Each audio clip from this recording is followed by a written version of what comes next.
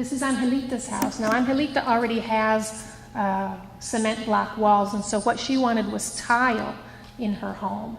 And this is just a view from the front to the back of her house, and another view from back to front. She had a cement floor, but it was kind of like waves of the ocean in there.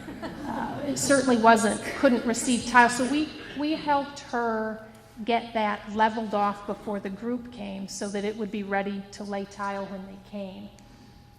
And so this is the group when they started.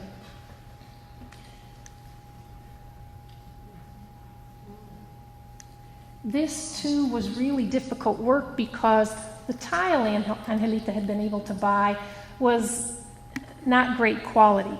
Not all of the squares were square. Some of them were thicker than others, and a lot of them had the corners kind of bending up, and so it was difficult to get a nice, but they really did nice work. This is the finished product, and Angelita was just thrilled. Now this is the group when they finished the project at Angelita's, or part of the group, and this is her husband, 2 of her daughters, and 1 of her grandchildren. Now at Maria Luisa's house, she has obviously a 2-story home. Most of this was built out of wood. She does have some cement columns holding up the second floor, and she and her husband had started to replace, this had been wood, they've replaced this with blocks, and the project at her house was to pour the concrete for the floor of the second floor. This is inside her house, and again, everything was made out of wood. You'd go up there, you'd be in her house and walk along those wooden planks, and they'd kind of sway underneath you, and you always wondered just how much weight the place could hold. And this is from her kitchen looking out toward the street, and this is just a reverse view looking back toward the kitchen. We don't have those fancy, I don't even know what you call them in English, we don't have those fancy metal things that hold up, that support the floor while you're pouring it. We just use bamboo. So this is the support as we were pouring the floor. And this is just the preparation, putting down blocks and the conduit for the electrical work. And as Mark mentioned, part of the group was supposed to be for work, and part of the group was for eye care and eye surgery. And of course, I got stuck in the operating room, so I didn't get to help with a lot of this stuff. But on the day that we poured Maria Luisa's floor, the medical group finished early, and so we went out to help with the work at Maruhita's house. So these are the guys who are keeping the cement mixer full. And this is the kind of assembly line, sandbag line to get the cement. I mean, we did have a cement mixer. Sometimes you have to mix cement by hand, but I don't think we ever would have finished if we had to mix by hand. So, and then we just pass it up the stairs in buckets and into the house. So this is, and you can see here the chief, the boss, helping out with the cement work. And I had to put this in because yours truly's in there. And then you can see it just came up the stairs and into the house to the guys who were actually pouring. I put in a little video because I thought it was kind of neat.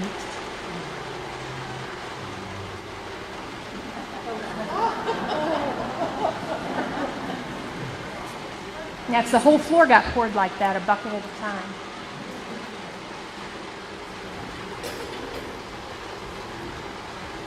So,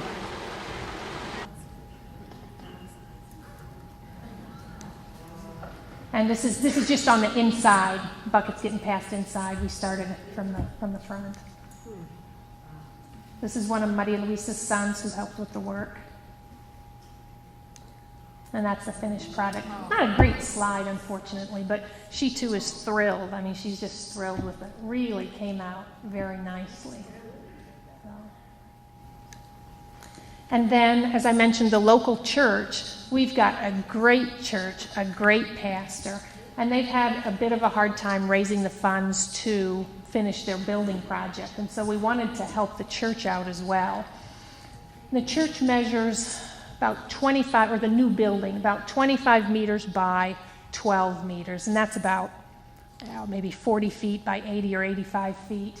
And so we didn't have the money or the time to pour the entire floor, and so this is inside there. So we poured kind of an L-shaped portion. We did the length of the building, which is about 25 feet by 4 feet, and then a section across the back as well.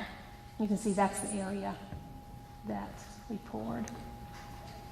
And I think it was kind of neat because those who were available, those members of the church who were available, came out to work with the group as well. And there's a lot of women, this lady, here, I can't see very well, a couple of gentlemen as well. Some of the guys work and couldn't get off work, of course, but I think it was kind of nice for the group to be able to work there alongside with our church family there in San Lorenzo.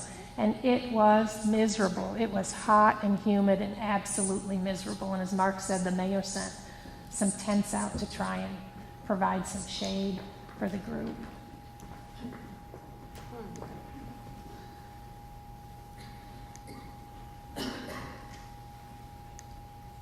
And this is one of our concrete experts. I mean, they left that floor beautifully smooth, and that's Rod and his son who did kind of the finishing off work for us. And that's the group after they finished. And that's the finished project. Really a big area. And it looks great too. The pastor's thrilled. He's really happy. This is a group the morning that they left San Lorenzo. And we really are blessed by everybody who comes to the clinic. But this was really a special group. 40 people is a lot to have at the clinic, but they were flexible, just really good people. And there were a lot of young people on this group, and just really great group of young people. So it was a real blessing for us to have them with us that week.